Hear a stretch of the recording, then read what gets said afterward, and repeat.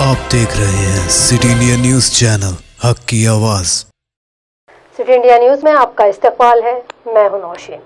नाज़रीन, तेलंगाना में महकमे पंचायत राज के एक असिस्टेंट इंजीनियर को 2 लाख रुपए रिश्वत कबूल करते हुए रंगे हाथों पकड़ लिया गया है।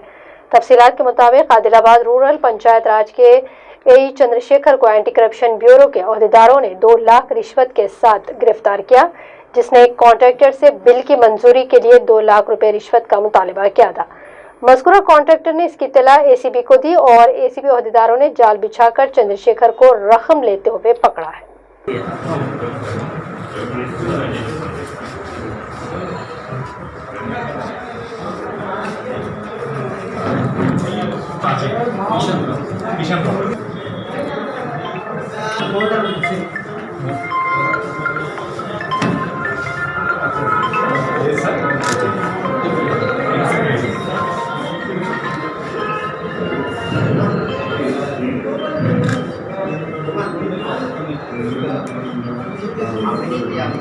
अगर